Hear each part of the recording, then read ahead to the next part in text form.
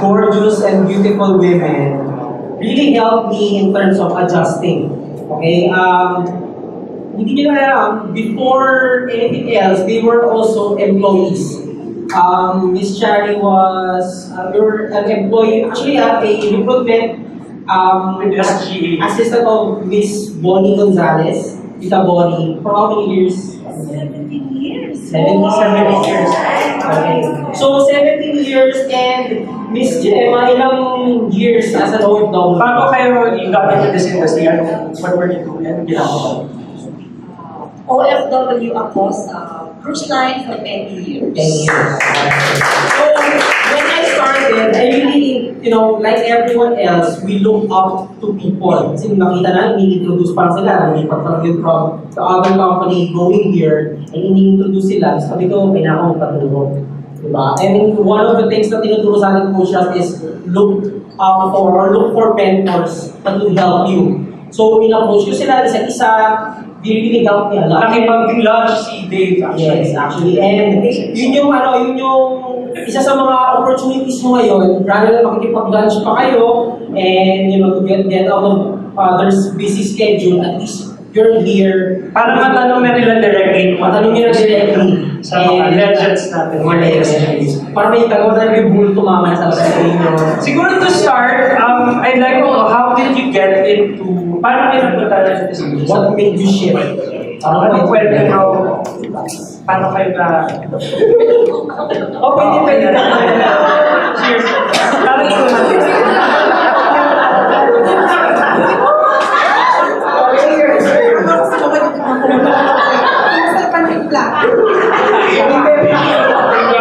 Starbucks quality naman ito daw. Sarap, matamis magmahal. Hello, good morning! Iba ka talaga, Ras? Ang dami, no, Ras? No? Masaya. Happy. How did I start it? Actually, community grad. I was an assistant recruitment officer of Miss Bonnie.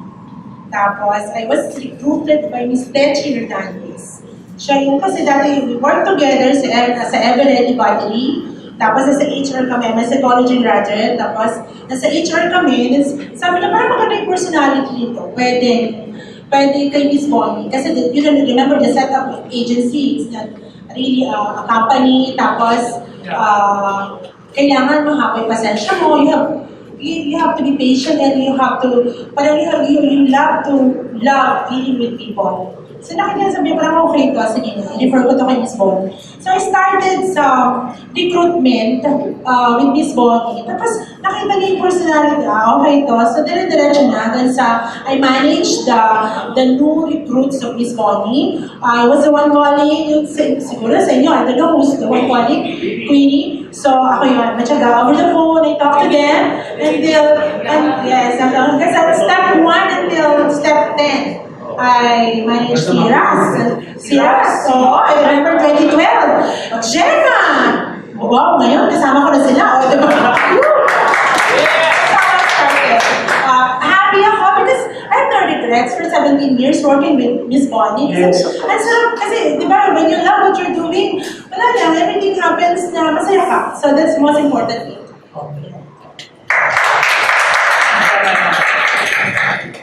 So I work as a concierge sa isang luxury cruise. So I never thought na papasok ako sa sales because I was really earning good money during that time. So sabi ko what life would be kaya after working sa ship. So parang lang nakita na pwede mag-equal doon sa amount na kinikita ko sa ship. Sa Pilipinas, sabi ko, kung mag-hotel ako ulit, magkano na rin yung hotel, tapos dito, 5 pa. So sabi ko, sige, I'll see muna, magbabakasyon muna ako sa Pilipinas, and I'll take care of my daughter muna. So, someone told me lang na, Gemma, bakit hindi ka mag-sales? Sabi ko, anong sales? Sabi ng life. So, no one recruited me. My agent from Iloilo mentioned lang na, I am a people person daw. So, tumatak sa isang ko yun. Sabi ko, people person daw talaga ako. So, I went to, naniwala ako na. So, tapos, I went to GA Salcedo Village. Ang tsaka ng itsura ko, di ba tsaka, no? Nakaminis kasi na OFW, kinumali ko sa fashion. Anong year to? 2008? 2007, oo. Ano nag-welcome sa'yo dun sa... Hinahanap ko. Buti hindi ako nakaharap ni Marie, o hindi ako nakaharap ni mga leaders. Basta tumiretso ako kay Charlie. Kay Charlie ako tumiretso, sabi ko, hi miss, mag-a-apply sana ako. Yes, mag-a-apply ako. Tapos sabi niya, kinuha niya yung details ko, agad-agad pina-attend lang ng BOB sa Makati Sports Center. Yun, tapos the rest is history.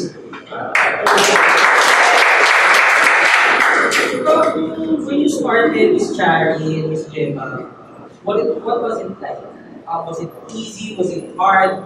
What's your transition and how, paano ka nag-adjust? Kasi di ba, I worked for 17 years with Miss Bonnie. Di ba, ang saya-saya ko. But yung turnaround, yung mga points why I decided, well, kasi nakita ko yung income. Number one, laki-laki talaga ng income. Siyempre, nakikita ko yung mga tinuturuan ko lang. Tapos, si Ras, bigla on his first year, MBRT pa agad. Tapos, nag-travel for free. And then, a lot talaga. Tapos, they're earning so much, and traveled a lot for free. Tapos, ang daming benefits. Sabi ko, parang gusto ko na din itong trabaho na to. Sabi ko, that time, ang hirap na mag-commute all the way from the Novaliches to Makati. Every day, pumapasok. At sabi ko, parang you manage your own time. Tapos you're gonna earn so much pa. Sabi ko, sige na, itry ko na. So, transition, it's not that easy. Kasi akala ko nun madali. Kasi nga, I'm dealing with people. I talk to a lot of people, different people from all over walks of life. Iba-iba. So, parang sabi ko, parang this is, madali na tong business na to para sa akin. Kasi ginagawa ko na to. Ang yabang ko, no? Tapos, when I started, yung parang hindi pa rin, it's not that easy talaga. Kasi nga, it's totally different when you're working inside the office 8 hours a day and then you go out of the sudden, you look for people na kakausapin mo. Nag-ibang environment ko, ang routine ko. Tapos, nandun pa si Miss Bonnie, na-challenge ako. Sabihin niya, Charlie, pagpasok ko sa opisina ko on my first month, sabi niya, Charlie, hindi ka na ba? Hindi man lang talaga ako kinamusta na lang ako. Hindi wala may Charlie. Sabi naman kasi parang gusto niya, ay, nababasa ko sa mga mata niya, she wanted to make me fail for this career ba? Para at least bumalik ako. Actually, na-challenge siya. Sabi ko, ay, kailangan ko, I want to be successful. Kasi, nandito on the side, si Miss Bonnie keep on asking me na, Chari, MDRT kami na, how many policies do you submit? Minsan ba tumatawag sa madaling araw? Minsan, alam mo, I got to, parang feeling ko nung time na yun, nakaka-2 policies lang ako, pwede na eh. Sabi niya, hindi, dapat 4. Dapat apat. So, yung ganun. So, it's a challenge. Well, it's not that easy kasi nga, there's a lot of people expecting from you na kailangan. Ikaw nagpapa-produce dun sa mga producer nyo at nagpapa-MDRT, you have to be one. If not, Charlie, babalik ka. May ganyan. So, it's totally different when you're facing a client na kasi you're still earning a lot of experience pa outside. And here you go, you talk to people, tapos medyo it's challenging kasi na iba yung dinadala mo right now. So, it's not that easy job. You have to go through a lot of roller coaster. Tapos, ang dami mong activity. Ako kasi dumaan sa activity ko, pupunta pa ako ng Laguna, ng gano'n. Parang just to experience. I want to be with people, to be connected. Oo, parang sige lang, sabi nila kasi activity. Activity. So, ang activity, kailangan ko talaga. So, it's not easy. Kaya lang, ang importante lang, habang ginagawa mo itong job na to, gusto ko yung ginagawa ko, tapos happy naman ako. And I have a very supportive family. My husband is the one driving me, diba? So, sabi ko, happy na rin ako dito. Gusto ko itong gawin. Yes, yung ganun. So, it takes a lot of guts, a lot of learnings, kasi kailangan mo talaga matuto, a lot of skills. But, ang pinaka-importante, it's you. Kailangan, you have to love what you're doing. Tapos everything will follow.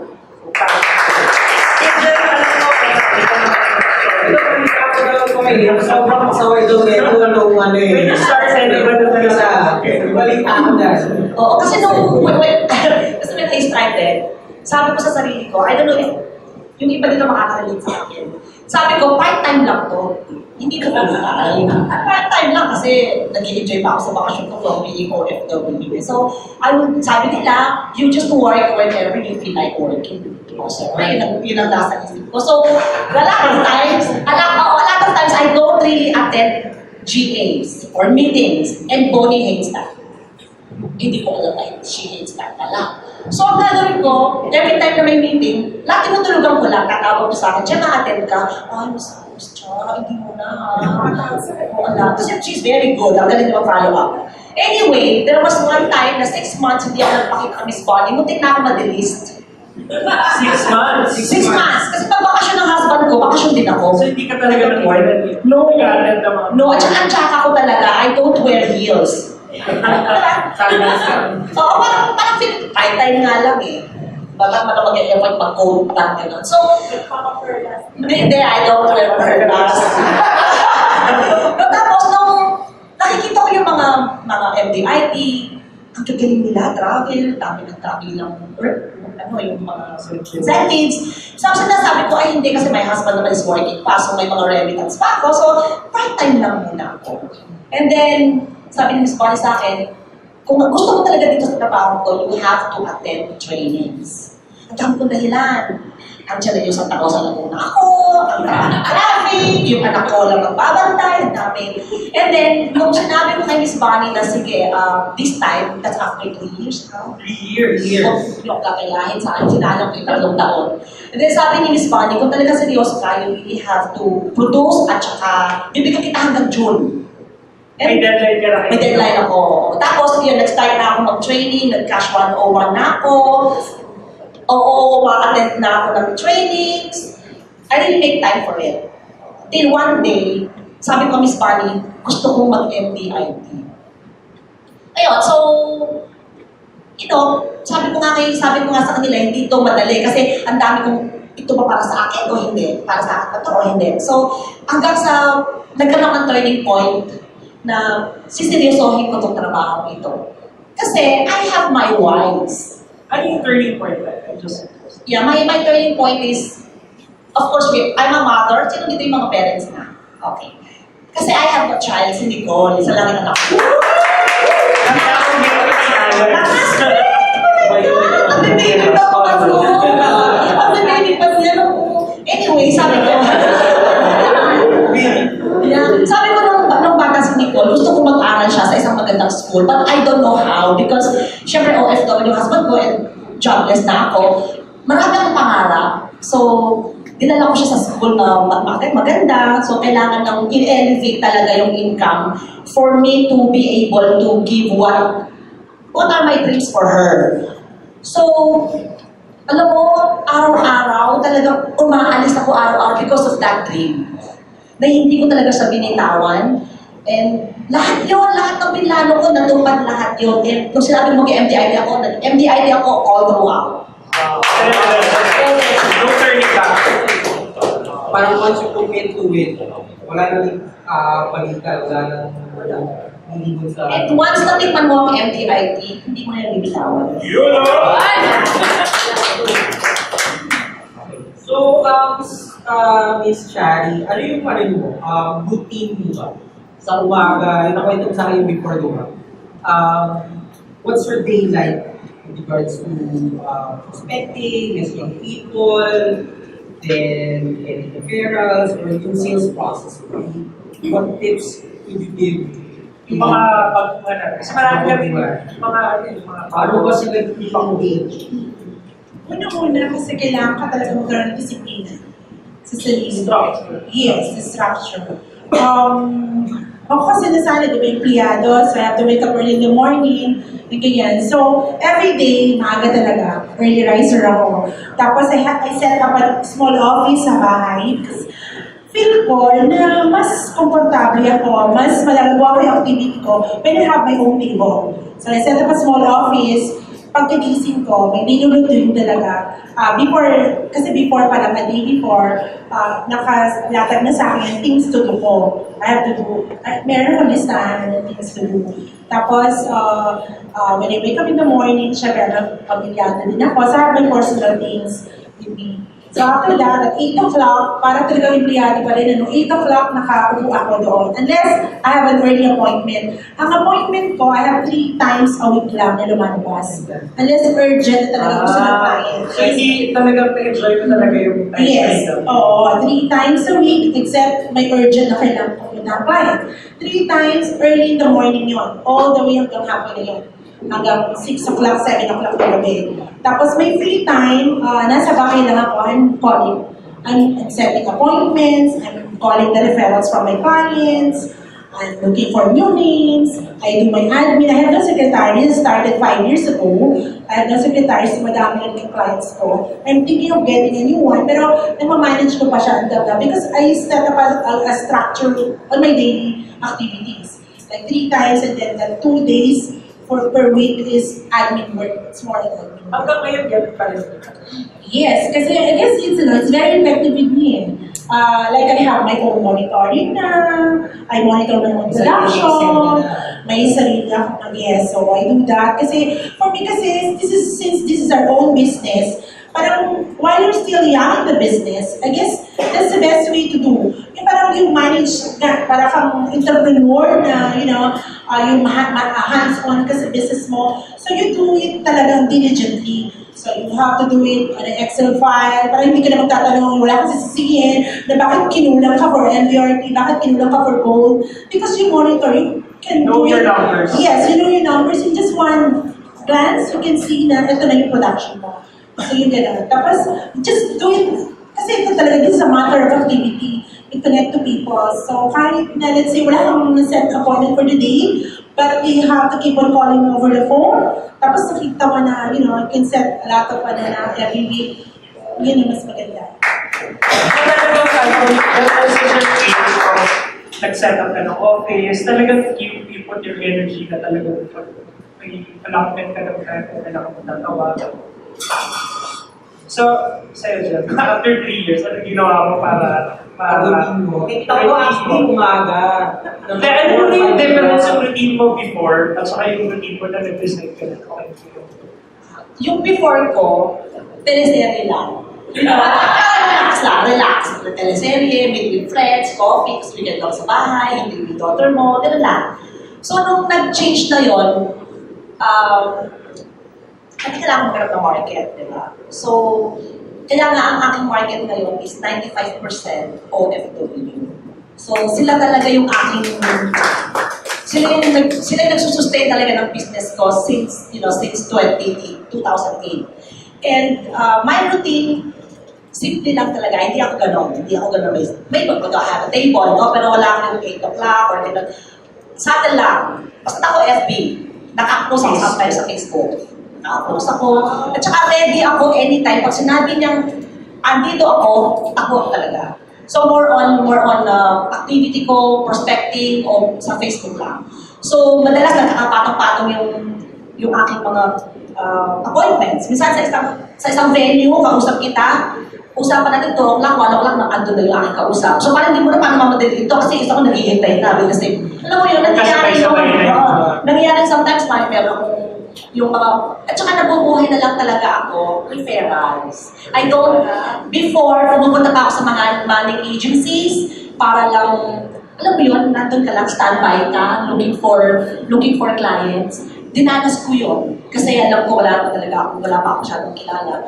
So, yun ang mga na-experience ko noon. But now, building relationship, oh my God, sila talaga may bibigay sa'yo ng client. Pag hindi tumawag yung client, magagalit pa sila sa nag-refer nila. Yung ganon. So, I think what I'm learning here is that, do what's working for you. So, iba-iba naman what will work for Shani, not for Claire. So now, we're at this point that we'd like to open the floor. Actually, Miss Jeremy, may sinabi yung spiel sa akin na pwede mo i-share sa kanila paano ko nanlalambing sa mga clients mo in terms of follow-up and also asking for referrals. Okay. Okay, so maybe you can share it with them. Okay, just to let you know, my policies, ang average ng aking count, ang aking, well, yung aking case count, or yeah, is mataas. Last year, I think kung mga lawa ako kay Tita Chit, no? Number 1 si Tita Chit eh. So marami talaga akong case count. But the average case ko is nasa 100,000 lang. I am not like Charlie kasi mataas siya, or sino, yung iba natin yung DITs, no? Sila, yeah, sila millions. Sila millions talaga. Paramihan lang. Paramihan ako, tsaka 100, minimum ko 100,000. So ang akin kasi, their spill sa client, it won't work for me. Okay? Sila kasi, usapan, retirement. Okay? O kaya business continuation, preservation of your wealth. Ako hindi, more on emotional. Kasi OFWs, wala naman silang ganong millions. So I really sell by emotions. Pag nagkwento na ako, alam mo sa totoo lang, hindi na sila umaayaw. Kasi hindi na pinag-uusapan ng millions dito, pinag-uusapan nito, what if may mangyari sa'yo. So gano'n. So ako, naglalambing ako sa client. Ganito, like kanina, I was driving. Sabi ko kay Nick, sawa ko yung cellphone ko. Dictate ko ha. Type mo. Kasi baka mahuli ako. Sabi ko, baka naman kulang ang lambing mo sa asawa mo, kaya hindi pa umuo sa akin. Can you use your power para naman tingnan na yung proposal ko? So, gumagamit talaga ako kung sino nag-refer sa akin. Kung halimbawa ni-refer ka niya sa akin, sabihin ko, you know what? Ang tagal mo makipag-usap sa akin, galit na nga sa akin nag-refer. So, hindi ako, di ba? Parang gumagawa talaga ako ng ganong spill, maliban man nila. So, di ba? Alam mo sabihin nila, ba't ka nagagalit kay Gemma? Hindi naman ganon. So, parang makikita talaga nila yung eagerness ko. Importante ito. Yes. So, parang hindi na ako nahihiya sa'yo. Doon sa nag-refer ako nahihiya eh. So, you just have to create your strategies. Marami akong spill na gano'n na hindi naman na makakalata, pero kasi ang hirap kumuha ng appointments. Pero pag may mga ganun kayong klaseng spill, I think they will give you time. Open the door for any questions. Leo. Sige, so we'll start with Leo. Okay, para lang sa iba na rin boses niyo para naman. Yeah, my question is for Miss Decorators. So, hi, Tita. Okay, at least ayaw nila ng tita, okay? Kasi, she's also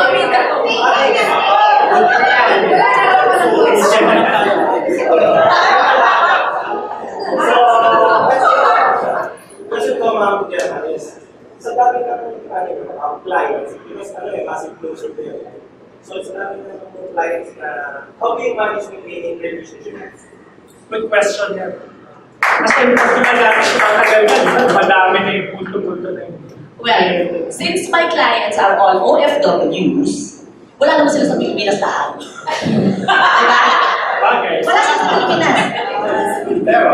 Pero, pag nakita ko sila sa Facebook na nag-post na sila ng airport, Going to Manila. alam mo, pauwi na yan. So, ang gagawin ko na, hanapin ko,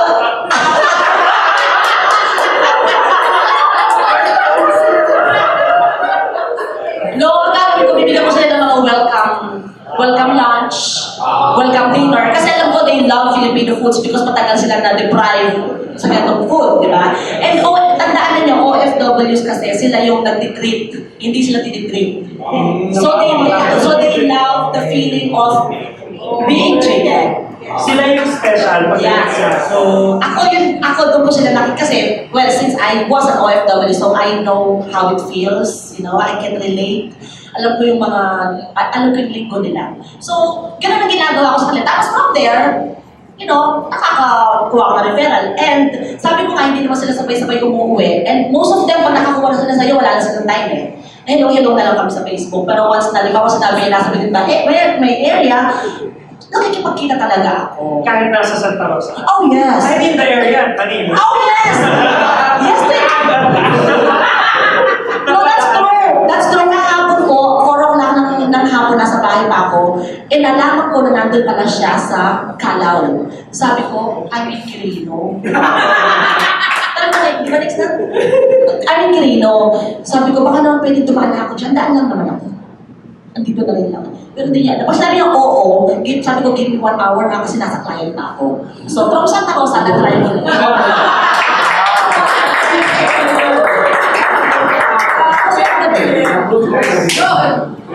So, alam niyo na. So I'd like to, next question would be from Diva naman. Si Diva, just a background, no?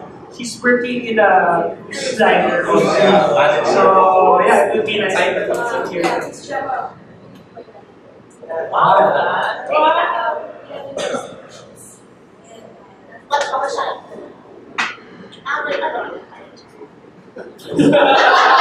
Pagkakamurang ka na.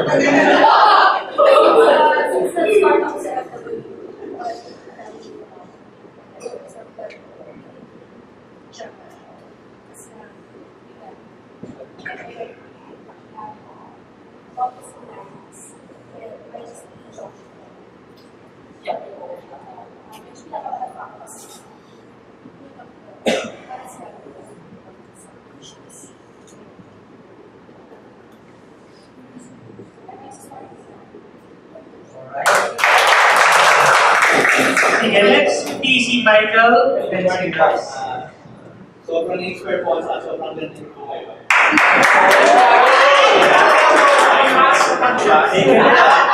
Ito ba? Question ko po, is it important po ba na meron target market? Just like you always say, gawin mo lang yun. Importante po ba na meron target market? Not necessarily. Oo. Kasi yung iba dyan, SME, di ba? Yung mga small medium. Marami din naman, ako kasi kaya naging OFW lang because doon ako galing eh. At saka parang sa FWD wala pa yata nagmo-market ng gano'n, no? Yun lang kanyang market. Wala pa, no? Nag-concentrate sa OFW. So, you just have to look for your market talaga. Kasi ako, there are times na sinasabi ko, kasi usap kami, sabi ko, kung siguro hindi ako nag-OFW, ang dami ko siguro kliyente. Kasi sinayang ko yung parang 10 years ako nasa abroad. Sabi ng daughter ko, hindi ma, kasi kung hindi ka nag-abroad, wala ka namang OFW market. Diba? Makes sense, diba? So ikaw, kung saan ka lang galing, I think doon mo tignan yung market mo. Let's say, So, komportable. So, komportable, oo. Pero yung iba talaga minimix naman nila. Like now, no, I'm trying to meet with company owners na rin, or yung mga call center agents, mga ganon. So, para at least, mix na rin yung market mo. Importante yung find your niche market. Sorry, yung channel, ano naman yung market? Chinese. Chinese. Business owners. Chinese, actually you have to parang find their weaknesses. Paano mo mag-close through relationship din. Service-oriented kasi ako. Tapos sila kasi hindi agad sila close sa'yo. So ayaw nilang mag-refer, yung ganyan. So, pero kung pag na-close mo na sila, talagang all in naman, lahat talaga bibigay nila. Chinese, they have this part of their culture. They don't want to talk about death. Yes, they don't want to talk about insurance. So how do you look at that? Actually, maganda yung market na, maganda yung mga products natin because we're not talking of debt, of insurance anymore. So it's more in savings and investment. Actually, they have a lot of existing plans from a lot of insurance companies na investment. So hindi talaga siya, they don't want to get a plan na may insurance. So ang pasok ko lagi sa kanila, it's more in savings. Pag nilagay mo siya sa negosyo, ito mangyayari. Pag nilagay mo siya dito, this is how it happen later on. So don't put all of your money in one basket, so you have to diversify your portfolio. Okay, so it's dire-diretso na. Kasi it's more relationship din. At saka Chinese, they don't refer eh. Ayaw nila agad-agad. You have to establish a very good relationship with them. Talagang parang you have to be visible. Kasi I have several VIP clients na Chinese na until now, kumukuha pa rin sila sa aking clients. Kasi nga na-establish mo na yung relationship sa kanila. Na parang, wala ka namang appointment or wala ka namang gagawin. I mean, you just have to drop by sa office. Sabihin mo lang na, ma'am, kasi mapapadaan lang ako. So, kunyari, mapapadaan ka lang. Tapos, kunyari, ako talaga nag-extra din ako. Kung parang nagluluto ako or nagbumibili ako ng luto. Tapos, sinasabi ko sa kanila na, alam mo, may birthday kasi yung client ko isa. Nasabi ko, ma'am, kasi may birthday yung client ko malapit dyan. So, dadala na rin kita. Ganun. So, talaga dito sa trabaho na you have to be unique eh. You have to be creative and unique, visible to your client. Tapos yun, na-appreciate nila yun. And all of a sudden, pag may bago kang product, like ngayon, mga top-up yung sa investment, pag binigyan mo sila, so they could just easily just yes. Wala na resist. Ako kasi, ang taas ng paniwala ko na this career will bring me to really yung dream life ko simply because nakita ko sa mga taong naguna sa akin. And basically siguro, pag nakita ko sila siya si Chari, halos nauna ko ng isang taon sa'yo, no? Nauna ko ng 1 year. But maybe gusto ko i-share natin sa kanila na ano yung siguro top 5 na pinakamagandang regalo na ibigay niyo sa family ninyo na proud ka because of this career. And I always remember, especially si Gemma, na giving her daughter the best debut in Mandarin. That's something that most of the people can look forward to. So, again, maybe it's time to inspire people. What was the best gift that you gave to your family because of this career? Good question. Very good question. Kasi alam nyo, nung nag-start ako, 2012, nag-start ako, I attended the Discovery of Ras. Tapos doon, during the training, meron doon, di ba lahat tayo may board, dream board. We have a mission board, dream board, na sabi ni Ras, you have to write down, or you have a magazine, pick up a picture, and then put it there. Yun yung dream board mo. Lahat ng nilagay ko doon, ang nilagay ko doon, number 1, I want to have a retirement house. So, nangyari yun. And I'm still keeping the dream board. Oo, mapagawin ko na kasi lahat yung gawa ko na. Tapos, ginupit ko din yung magandang kotse. Sabi ko, gusto ko ng dream car. So, nakuha ko din yun. Tapos, sabi ko, gusto kong mag-travel. Kasi lagi ako nagta-travel ng Asia before when I was with Miss Bonnie. Ako lang mag-isa. So, I want to travel this time with my family. Ay, nakuha ko din yun. So, lahat yun, that started with my dream 5 years ago. And lahat yun nakuha ko. I'm so happy kasi hindi lang ito para sa sarili ko. I was be able to share it with my family, with my siblings, with my friends. At tapos, pag marami ka na kasi, I mean, you feel that you have so much. It's so easy to give to others, like those who are needy and less fortunate. So parang ang gaan ng feeling na nai-extend mo doon, yung kinikita mo or yung paghirapan mo.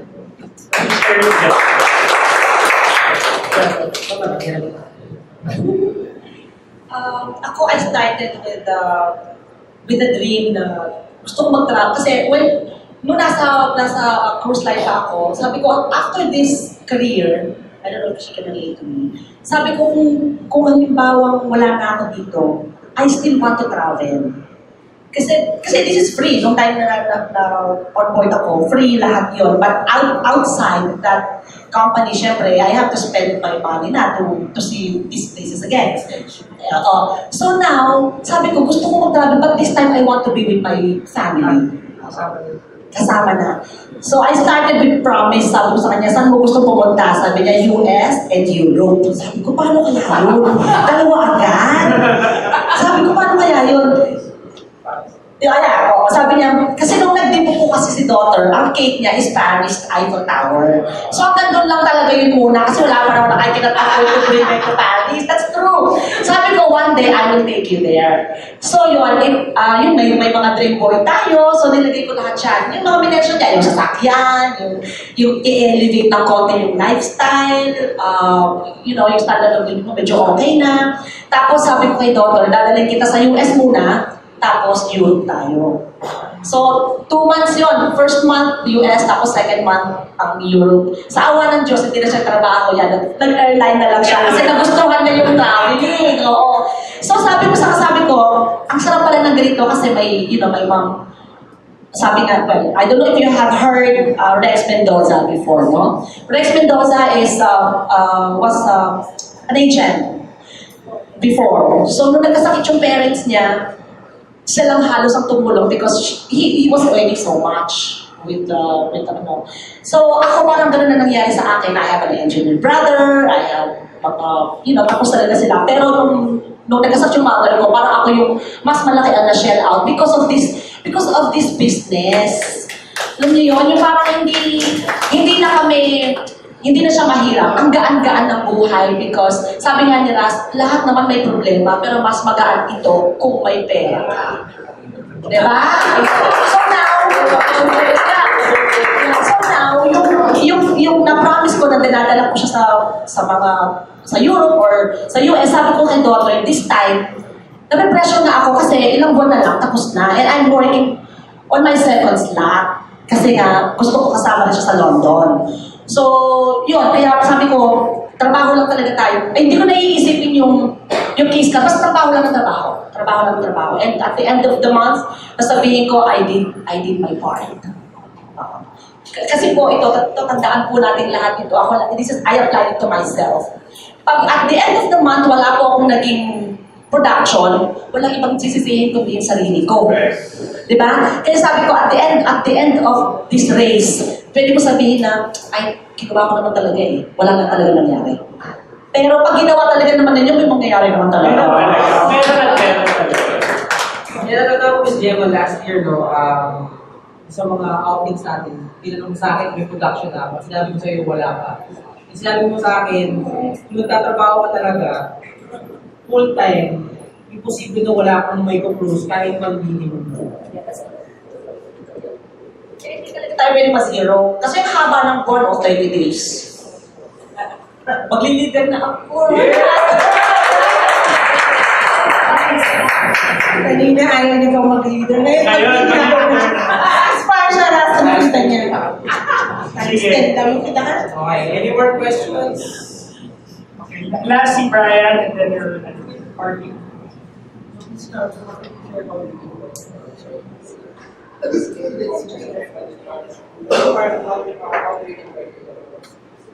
Starting a question. Chinese?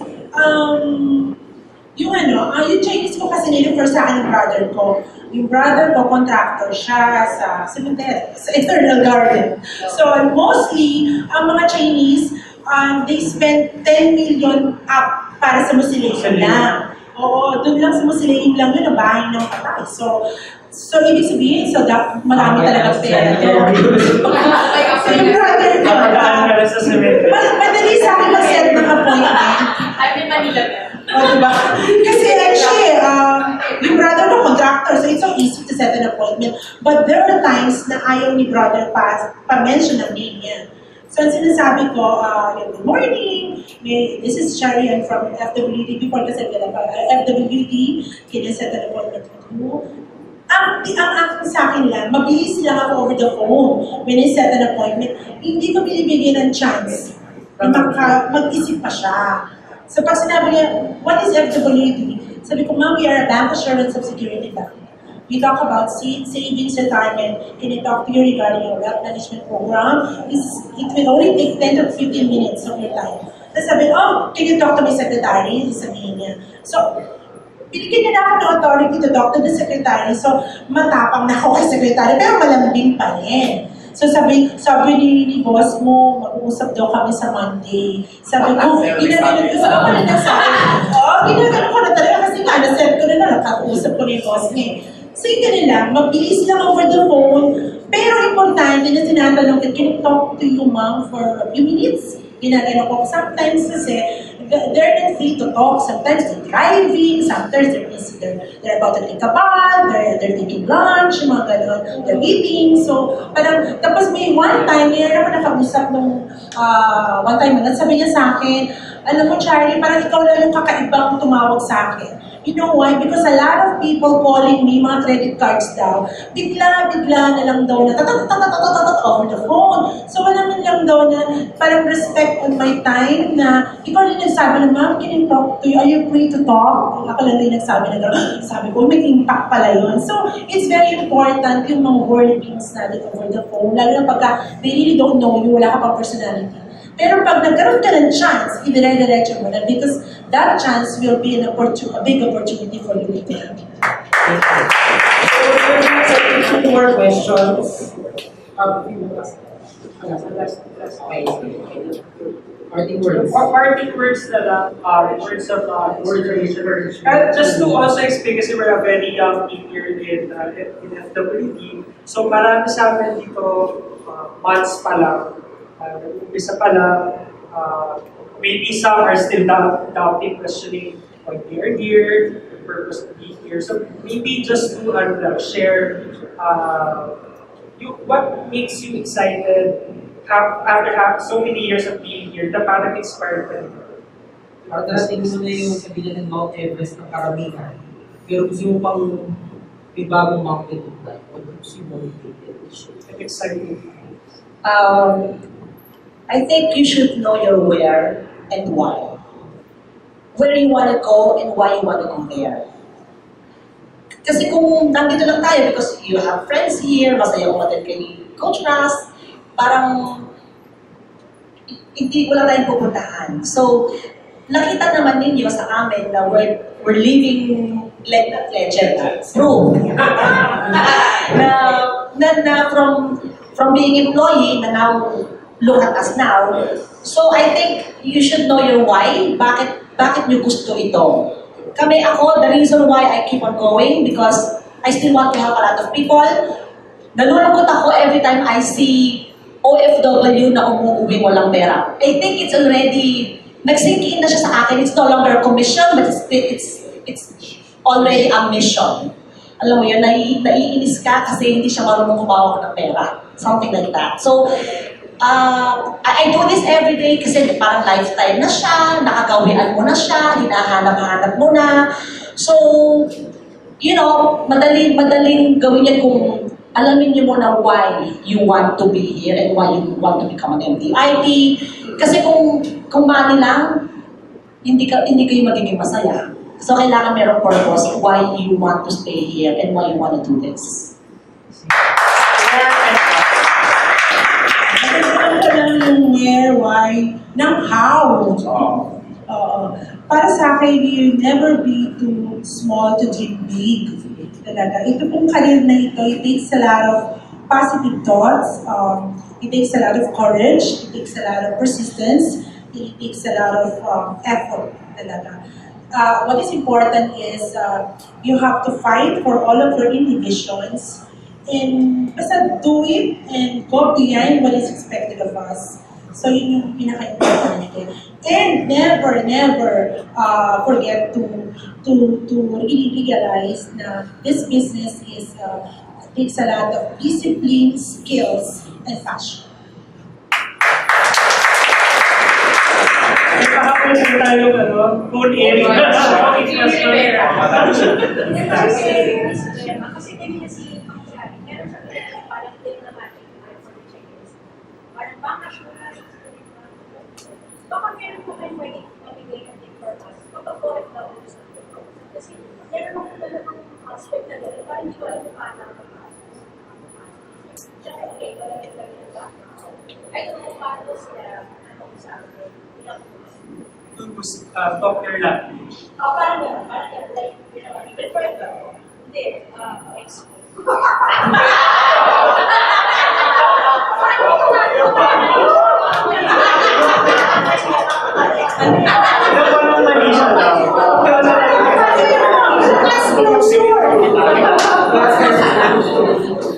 Normally kasi pagka meron akong mga client na ganyan, what I do is, kunwari di siya ex ha, I will mention someone na maybe kilala niya, and nagkaroon ako ng parang encounter doon sa client na yon, and nag-offer ako ng, let's say, plan.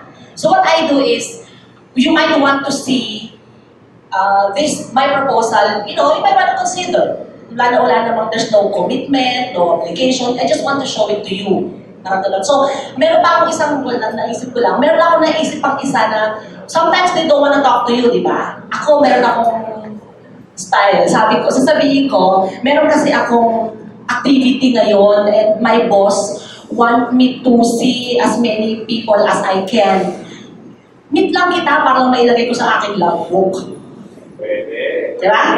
Para mailagay ko lang. Huwag sa hotel, ha? Oo. So, sasabihin ni, yeah. Sasabihin ni client, makikipagkita ka lang naman pala sa akin but hindi na alam, once you're there, close na yun.